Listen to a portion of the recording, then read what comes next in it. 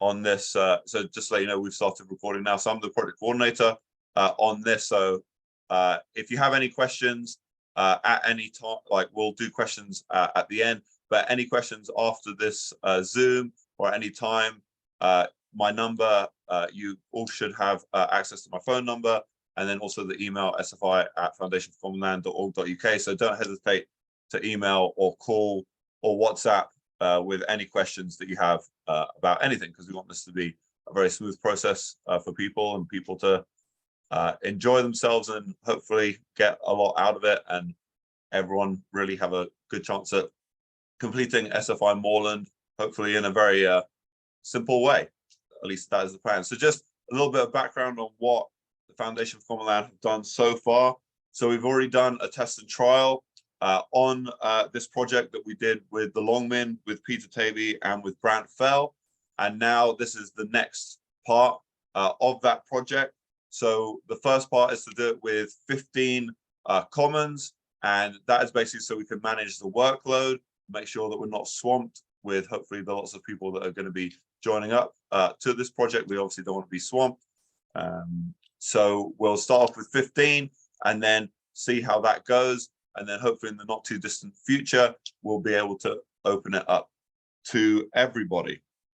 So in the test, briefly about the test and trial. In the test and trial, we did have the commoners doing the surveying, which we found worked very, very well. It said it took them about an average, including travel, to about 30 minutes per point, obviously depending on how difficult the area was, but 30 was the average. But in easier places, they did say that they could do it a bit quicker, and it took them about between 5 to 10 minutes to actually do the surveying. We did a survey for all the commoners, and we didn't have anybody who said they wouldn't do the surveying again. So I would say that's pretty decent results.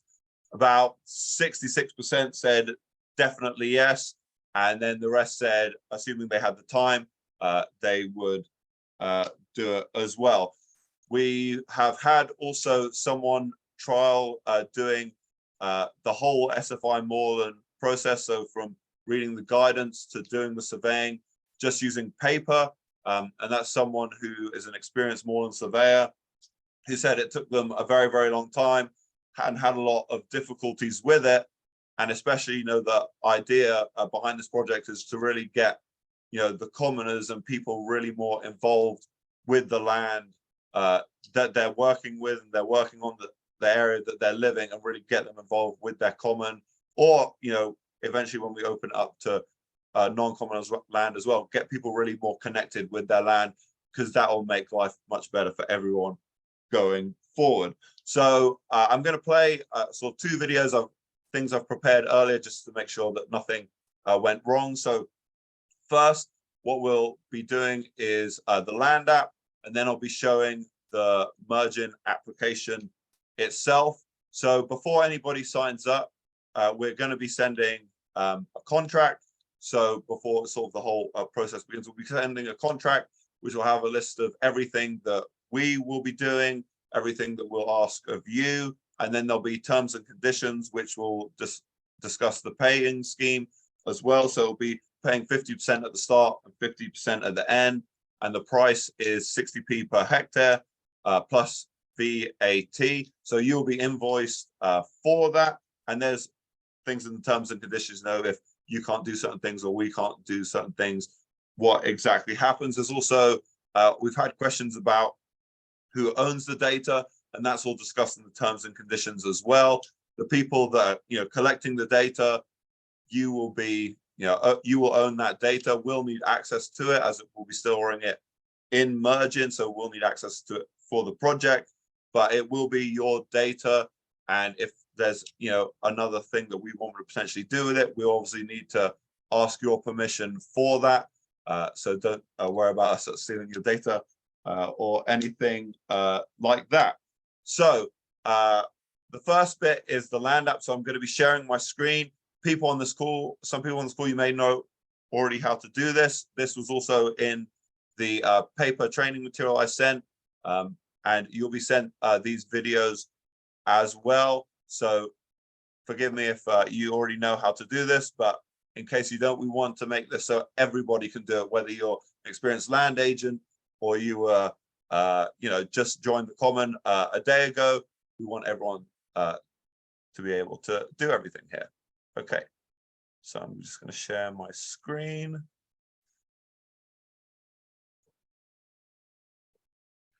Okay, so this is the land app. So to start this video. Okay, so the first thing that really you need to do is you need to provide us with the area that you're surveying and to break up the survey areas. Obviously, the commons associations, the people on the ground, know the land much better than we do. So what we will ask for you first is to divide up your common into the different surveying areas. So if you have a meeting, with your commons association, get a map out, get everyone who's doing the surveying and work out who wants to survey which areas. You could do it based on your HEF map, geological features. There's no, set way that you have to divide it up. But if you divide it up, that's the first thing that we need. So this is just a brief video on how you do the dividing. What you'll need to do first is to create a land app account, which is completely free. So both for the land app and merging accounts that you create, both of those are free. So there's no other sort of sneaky prices, as well as what you're paying for the service. So I'm just going to briefly run this video and talk through it. So when you go onto the land app, you create your app, you're going to go onto a new map. What you are then going to do, play the video. You're going to turn on the data layers over here on the side, click on access, and you're going to click on common land. You're then going to minimize that, and you're going to go to wherever your common is. So we're just using one in the lakes for this example right here. So you can see the common land layer has been turned on. And if you click on different commons, it's going to give you the basic information over here on the right-hand side about that common land right there. And a bit about the area as well, and the name of the CO unit. So we're going to be using Whelpside for this demo right here. So what you're going to do is you're going to right-click on the common, and you're going to click on that button that appears, and you're going to do copy feature to plan. So create a new plan. You're then going to make it an ownership boundary for the plan type, and then you're just going to put in a name that's easy and obvious. You don't want to get things too complicated. So for this one, we're just going to call it SFI Moorland Demo. So then you're going to do our plan for the feature. Then, because Whelpside's on two sides, you're going to copy that second part to the same plan. So then you've got all of Whelpside copied to that plan. Now what you can do, because if your common is in multiple bits, you can click on one bit, and that's how you view your project. So if it's highlighted on the left, that's how you view it. So to merge it, I'll just do that briefly again. So we're viewing the plan. So you're going to click on one part. You're then going to click that button there that says merge, and click the other part that you want to merge it with. So then you can see it's all one bit. So now we're going to divide it up into surveying areas, and we'll show you how to do that.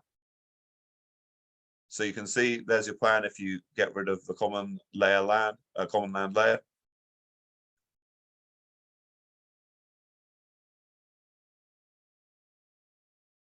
So now we're going to split it. So you're going to click on the scissors right there. You're then going to divide it into survey areas. So you click outside the area, go across, double click, and now you've got separate areas right there that it's split up. And you can split up into as many areas as you like. So if you have loads of surveys, you can split it up into 20 areas. It really just depends on your common and how many surveyors you have. So we'll split it up into another section there. And you can go down the middle as well.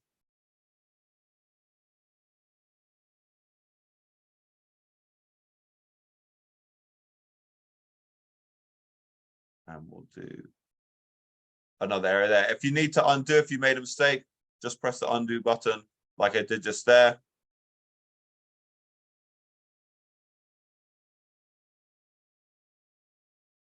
So we can split it there. So we split it into 5 different areas there.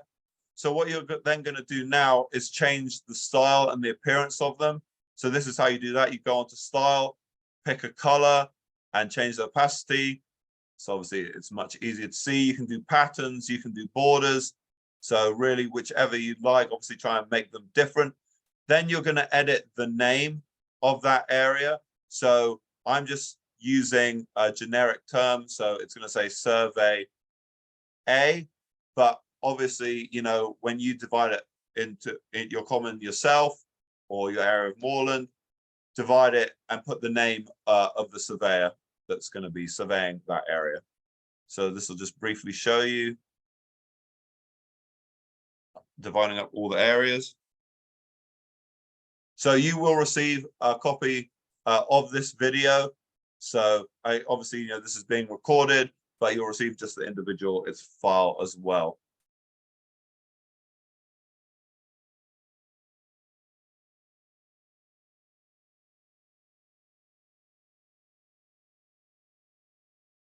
And when you change the name, make sure you click on show on map below.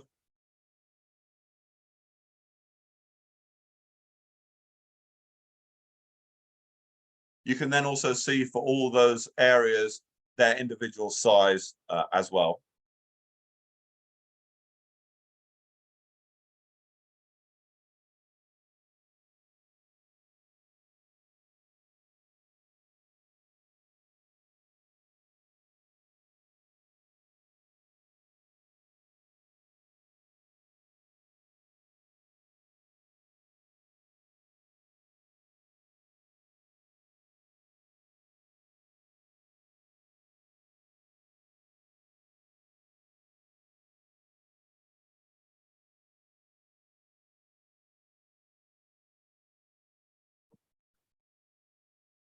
Okay, so again, there you can see it or not see it.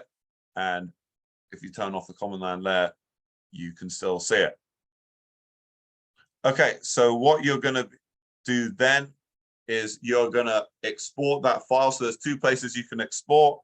You can click over on the right here, or you can click the 3 dots right there.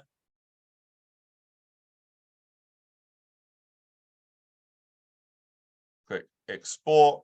So you want to click on, if you click on the 3, there's also lock plan. Also on Land App, they don't let you immediately delete plans. So if you do make a mistake, you can press archive.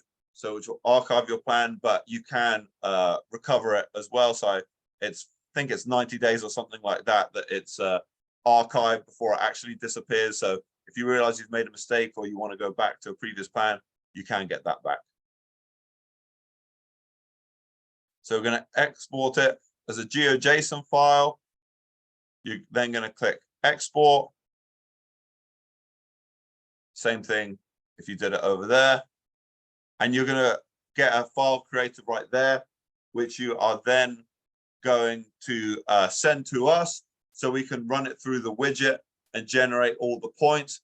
What would also be ideal is if you could give the SFI Moorland email editing rights to this plan as well, because then when you finish, we could also just download the file ourselves rather than you having to send it over to us. And we will need editing rights for later on when we create the geospatial maps. So that is the basics of using the Land App. And as I said, you will be sent this video. So what will happen then is that we will basically run that through our widget, and using QGIS, we will put it into merging maps, and that doesn't take that long at all to do. And then basically what you're going to do is everybody that's a surveyor is going to download merging maps onto their phone, create a username, and then give us that username, and we will basically share that project with you.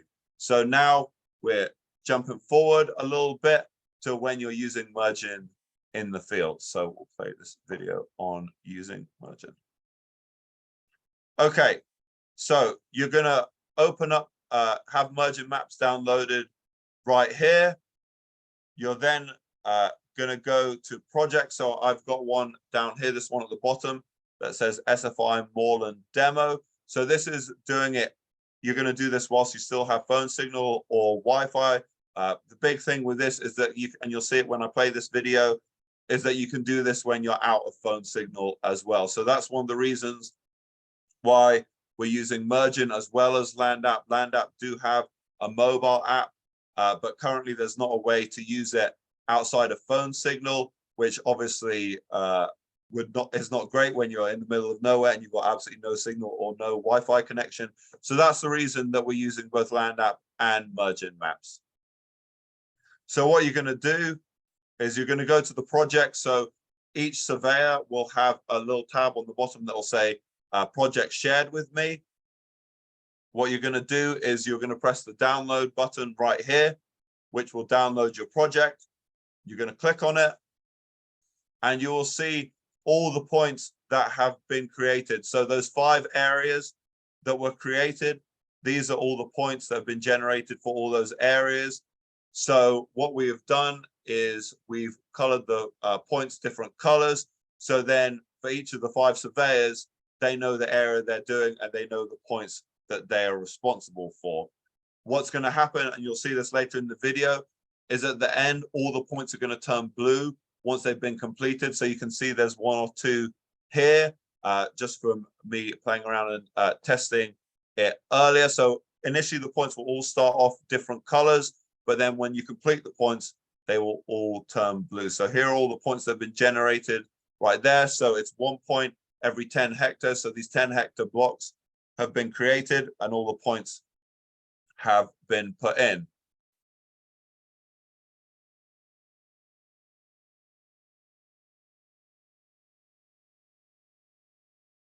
So then what we're going to do is we're going to click on our first point. So let's say I'm now out in the field. I'm going to click on that first point. I'm then going to just go back 2 seconds. I'm then going to click on this button right here. And this is going to tell me approximately the distance that I am from that point and the direction I have to go to get to that point. I'm all the way in London, so that's why the distance is gigantic right now. But obviously, it's going to be much smaller when you are out there in the field.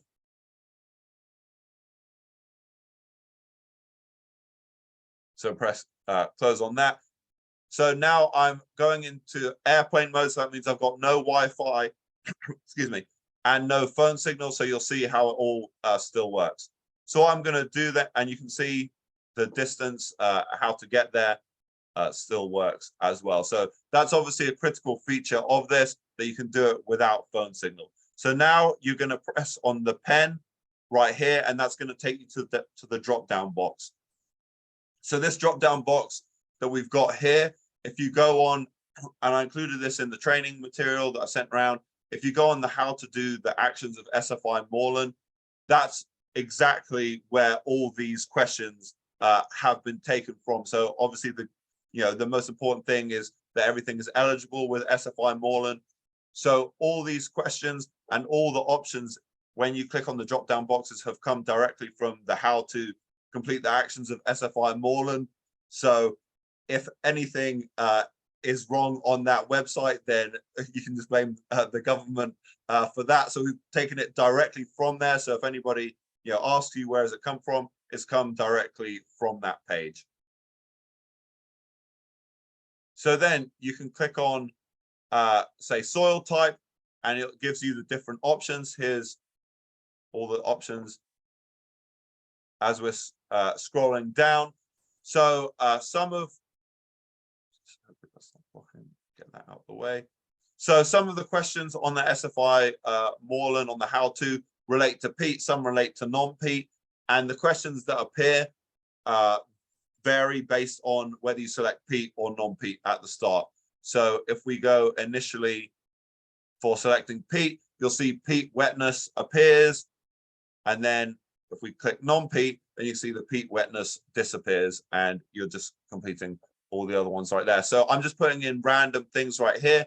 So you can click on each one and see all the different options. Like I said, if you go on the how to complete SFI Moreland, those are the options that it has under each of those sections. So we've taken it directly from the website.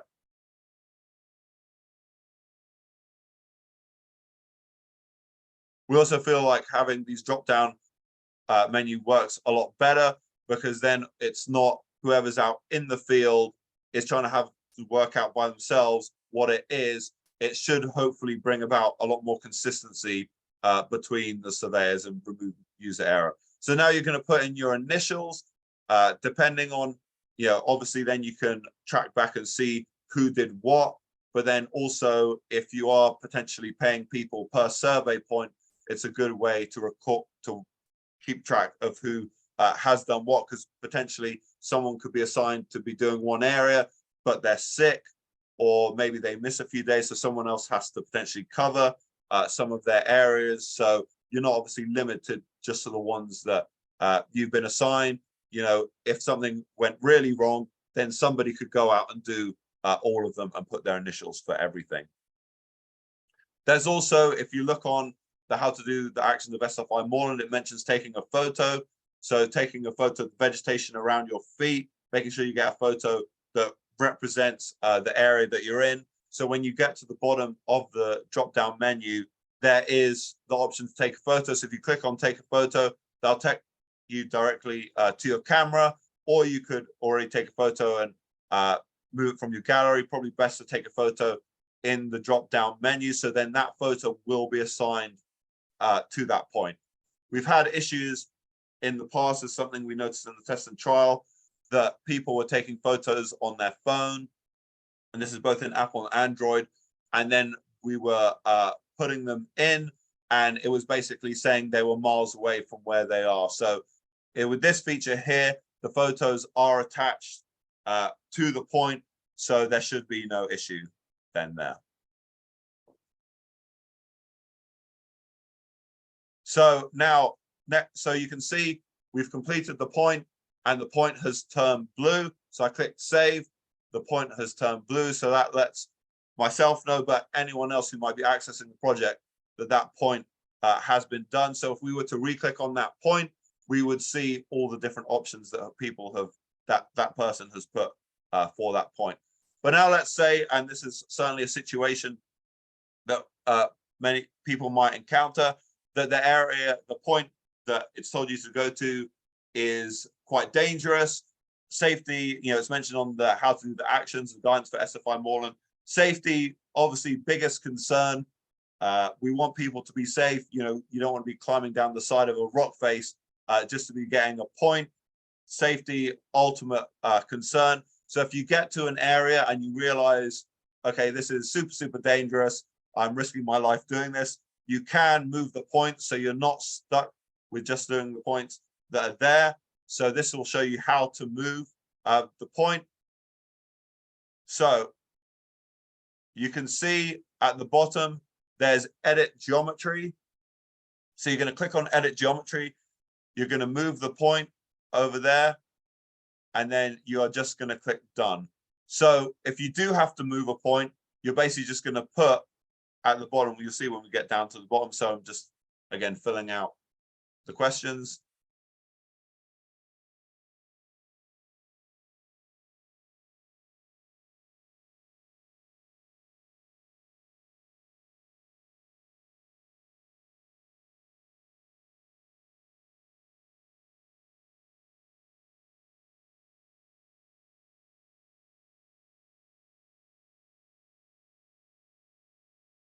And then you're going to put at the bottom, reason for moving point. So give some description about why it's a dangerous point and what there was an issue. Also, if you noticed under soil type, there's also, you can put that the whole of the 10 hectares is unsafe.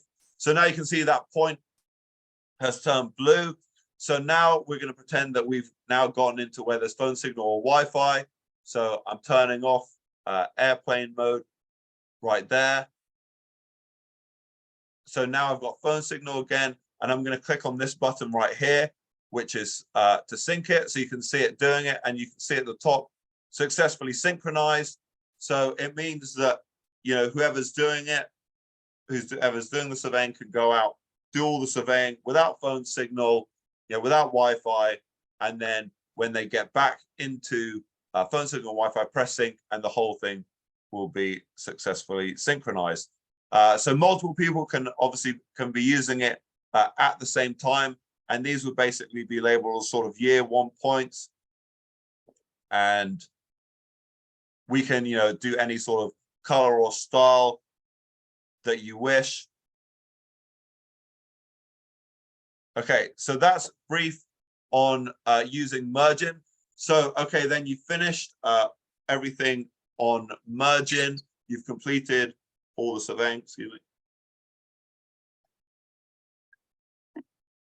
You've completed all the surveying.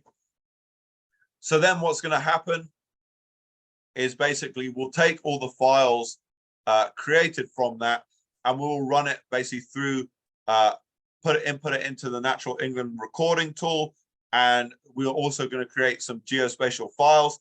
So this is just an image right here of the recording tool. So it gives you information about, you know, things that you're providing, things you could enhance, things you could restore, you know, some percentages of all these different things, and how much, you know, potential to restore good, all that information. But what does that really tell you? I mean, that tells you some brief overall information about the common or the area that you're surveying, but what can you really do with that? So what we will create is basically geospatial files for you to be able to actually visualize this information right here. So if I click it right here, so for one that's been in the test and trial, this is, you know, everything that was recorded. So these are the different options that you could select in the erosion. So this is basically a geospatial map of the layout of all those options. So we have one for erosion, one for ground cover right here. So we can create maps based on all of the different things that you would select in the drop-down menu. So again, all the different options here. So what we're hoping with this, and what we believe, why we believe this is good, is because then you can see, okay, maybe we actually need to target this area, you know, for future land management plans. You can see the areas that actually need work on, and maybe the areas that are okay, rather than seeing just a list of numbers where then it's, you know, okay, what did we really achieve with this?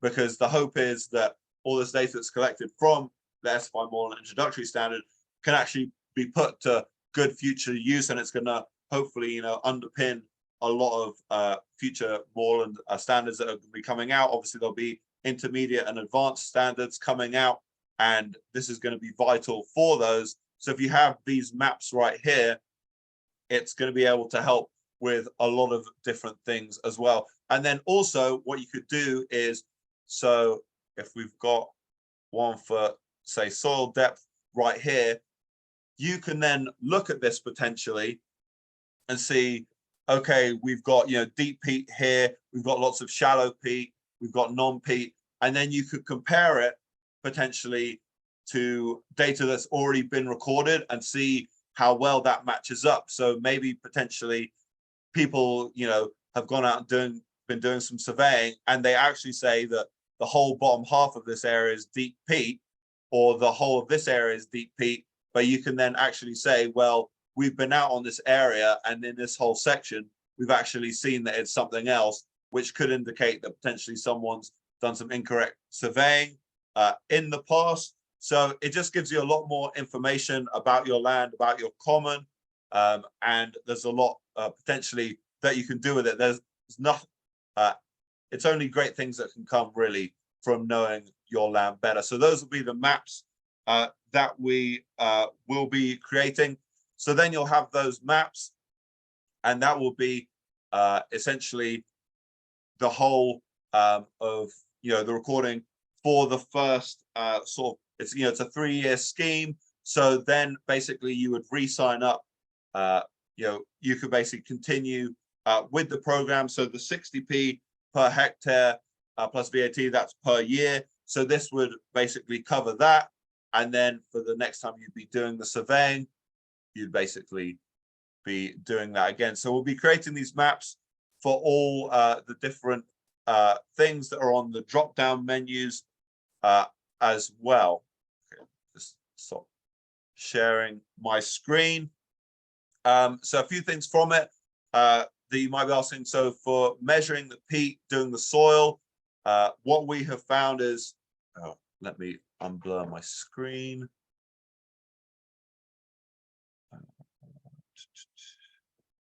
Sorry, give me 2 seconds. So we've been using this and then putting basically metallic paint on it to measure the soil. So if you already have something for measuring peat, that's fantastic. But if you don't, this is stuff that's it's easy to buy on Amazon. It comes in a pack of, comes like this in a pack. It's about £30 or so. So if you've got 12 surveyors or less, obviously people could share these. Then very easy to buy on Amazon. You could just then buy some paint to make the different markings before you stick it in the ground. So then surveyors could share it between themselves, or each surveyor could have their own one. So just a couple questions that have come up before in the past, and I mentioned it briefly at the start about the data, who owns the data. That all will be laid out in the terms and conditions. So before you have to pay anything, there will be a contract that will be sent to you.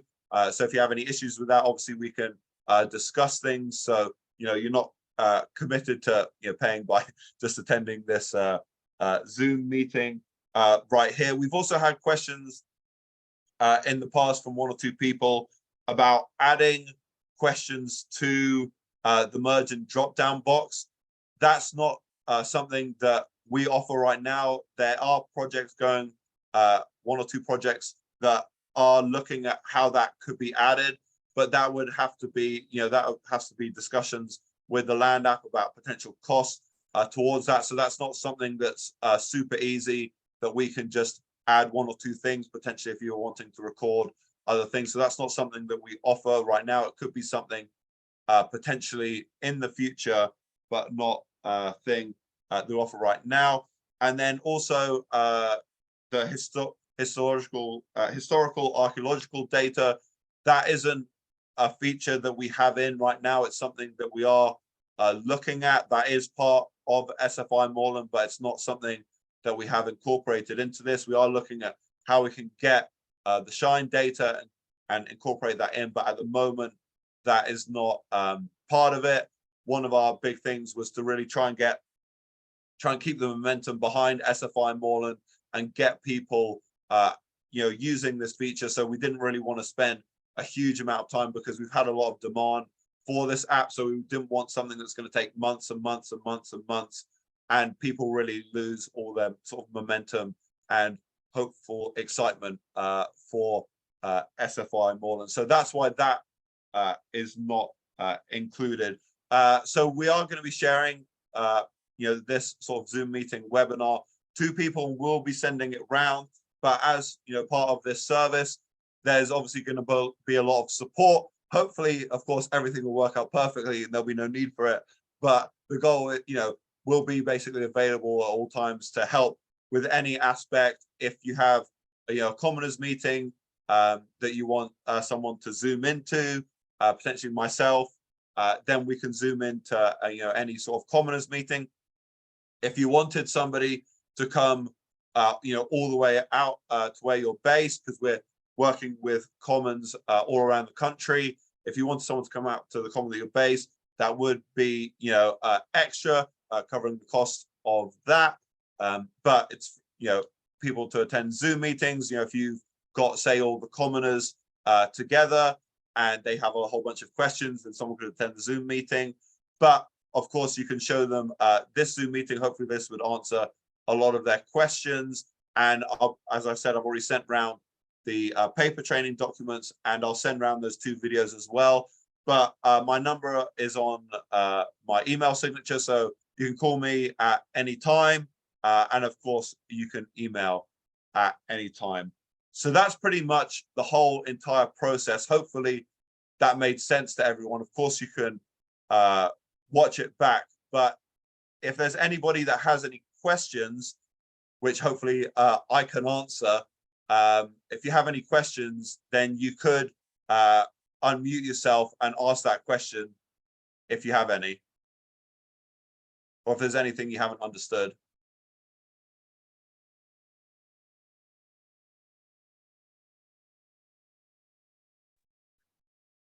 What is the survey point? Is it just the square meter you're standing on, or is it a surrounding area of 20 meters or 100 square meters, or the whole of the 10 hectares? No, so it's basically the sort of point that you're standing on. I mean, if the point that you're standing on is very different to everything else, then there could you might have to move slightly because you really want to do something that ideally represents the whole area. But it's the small area that what's around your feet, basically.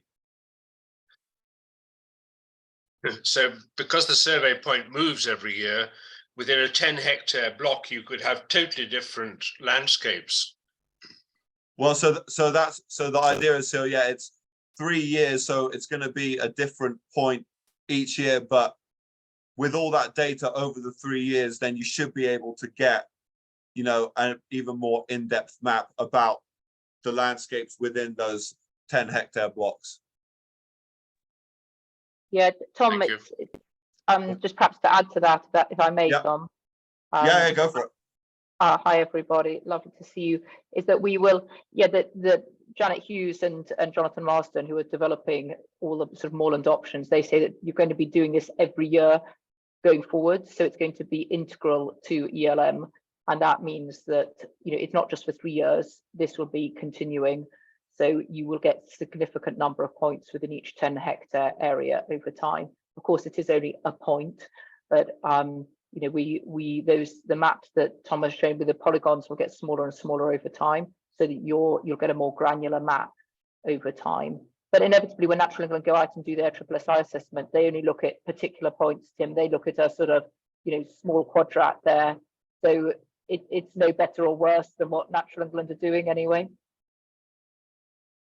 Can I ask a question? Yeah. Is it necessary to do it at the same time of year? I'm not at all clear about that. It's going to be changing each year. If you change the time, then obviously you're going to change what you're going to find. And is it that you're going to go on and on long enough for you to be able to sort that out? Or should we always do the same points at the same time of year? I think you would ideally each year I would ideally be doing it at the same type of year. So ideally during the summer months, so sort of June, July, August, it would be ideal to do it during the same time frame of the year.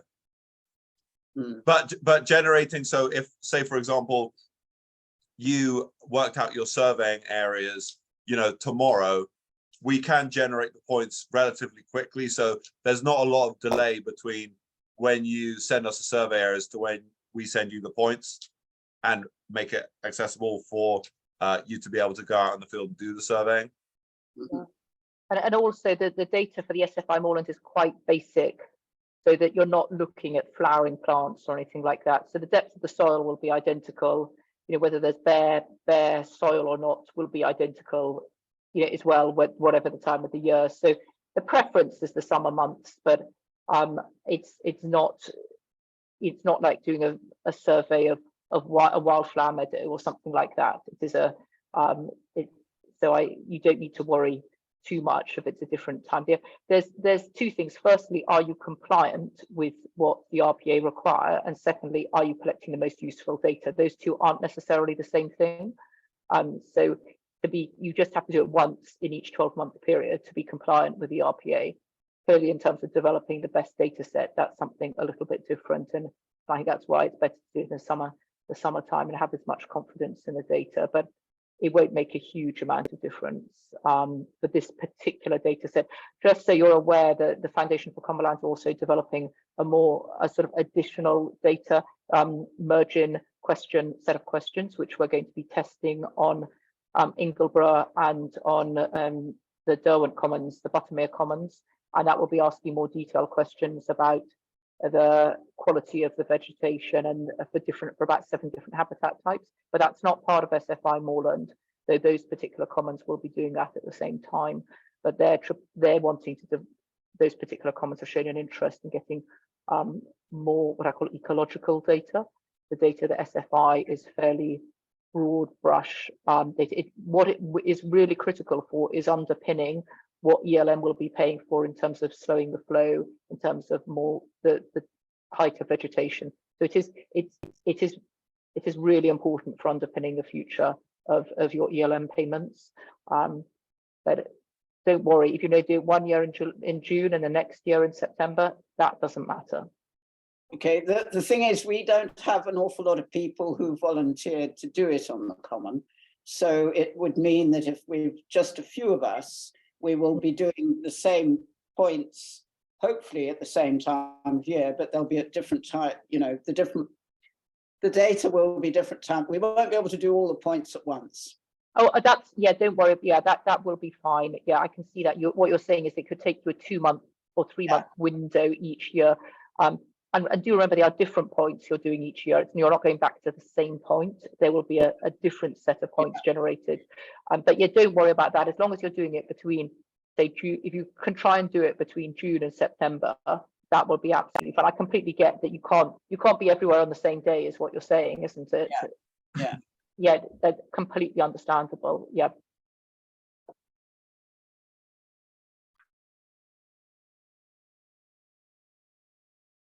Any other questions at all?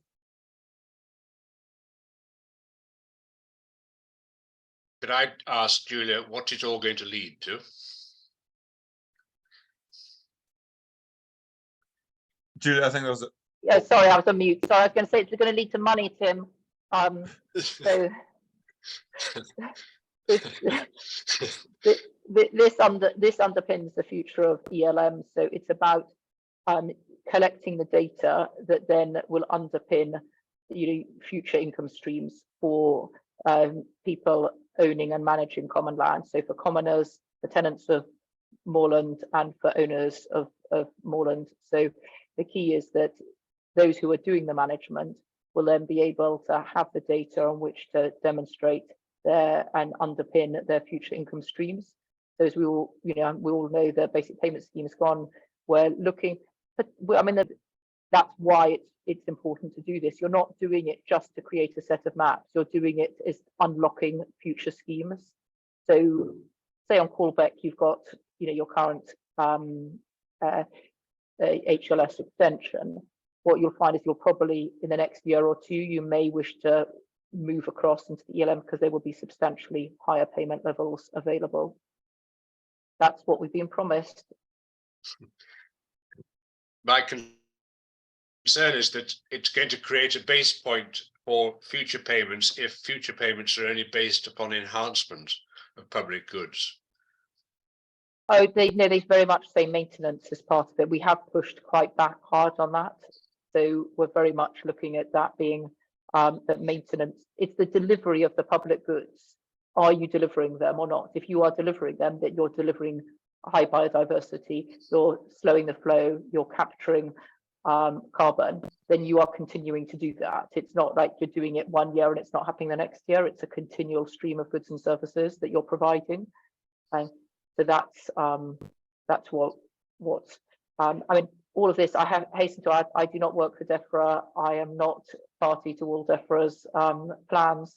And I have another meeting with Janet Hughes and Jonathan Marsden around the SFI next week, but where we are waiting to see full details of this.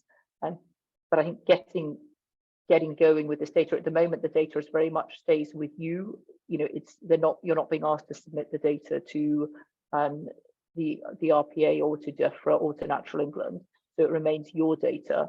And I think getting into the swing of doing these things is at the moment is important, so that then as we understand more, we understand how the part, the best opportunities are there for people who are looking after commons. I mean, that's why Foundation for Common Land is doing this, because we want to support commoners and the owners of common land so commoning continues and we continue to get good public benefits. And so that where people may wonder why are we doing this, that's the reason. And we hope that the reason you will want to do it is because you're getting both cash and also a long-term future for your commons. Thank you. I hope you're successful in ensuring that the future payments are also include maintenance aspect as well as enhancement. Yeah. Well, we keep on working on it, Tim.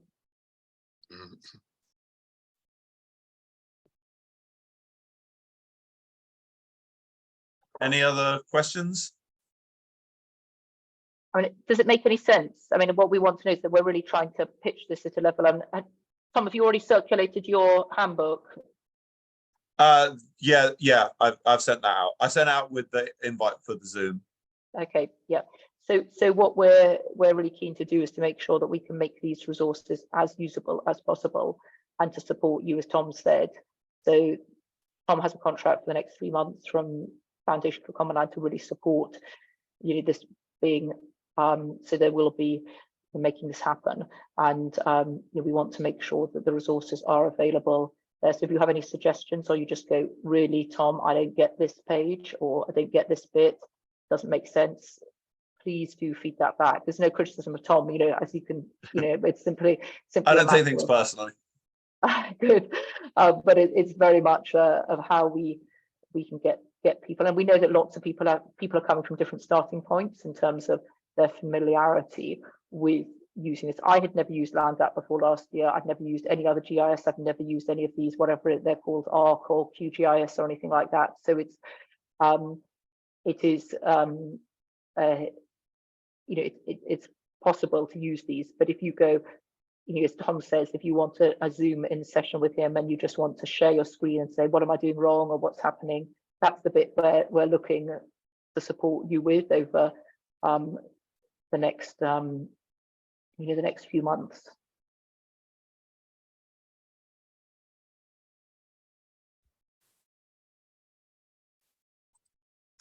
May I just ask, Tom, I know you were having difficulty sometimes with the response from other commoners and Commons Association sending you back contracts and things. Is there something, in Dartmoor I can, just help with contacting the various people for you, or?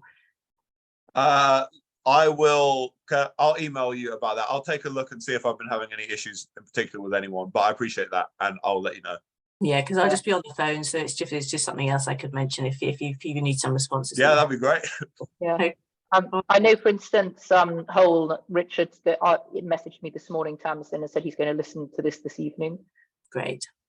So, yeah, I'm imagining that's what most people will do, just because it's just extremely busy, and obviously with the with all the things that are going on in Dartmoor at the moment. But I know people are keen to take part, so I'm sure it's just on their list somewhere. So okay. But no, I appreciate the help. All right. And the other thing is did you mention, Tom, about the events that we're going to be having? Oh, so no, I haven't not. So we've got 2 events. Do you want to give the date, Susie? Are you so we've got 2 events in Dartmoor. So they're sorry, Julia, do you want me to talk about them? Yes, please, Tracy, that would be much better, because you know what you're talking about. Thank you. Okay, there's going to be 2 events on Dartmoor. They're on the 13th and the 15th of June. That on Tuesday, the 13th of June, we're going to be meeting at 6 o'clock in the evening at the Rundlestone car park, which is by the track up to Great Mistor off the main Tavistock Princetown Road. And we're going to go out on the common there and try using merging on the phones. And then we'll be going back to 2 bridges for some food, and also to run through the process of SFI and answer questions. And then on the Thursday, we'll be meeting at Venford Reservoir Car Park on Holne to go out and do the same there. These have got to be out. I haven't finally confirmed these yet, but that's the dates, and the venues are pretty sure, but I have just got to clear it with the commoners that they're happy with us using their commons. Great. And then we've got 2 in Cumbria. So we've got Sedbergh. It's probably going to be either Sedbergh or somewhere in the Howgills on the 20th, and then at Braithwaite near Keswick on the 22nd.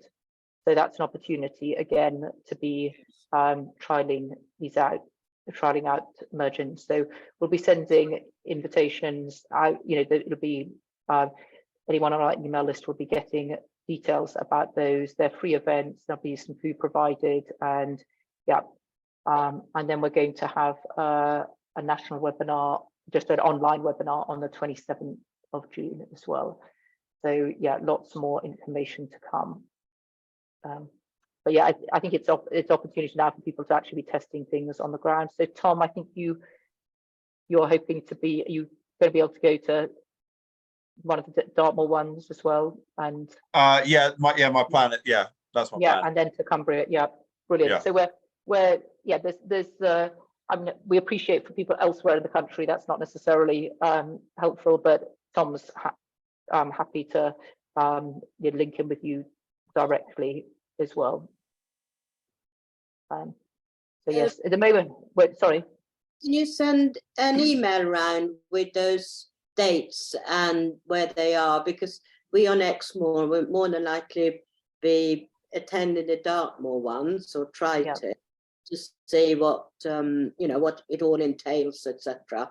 But so if you could send an email around with we'll make sure Susie will make sure Susie's on this call, and I can just see her. We're across the office from each other, and we're emailing them.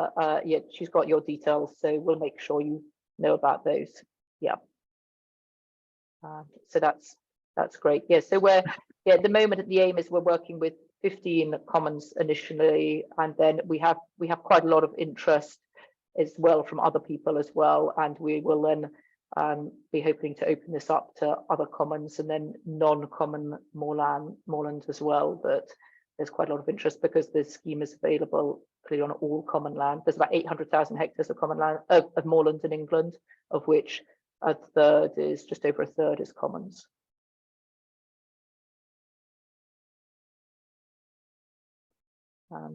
Good.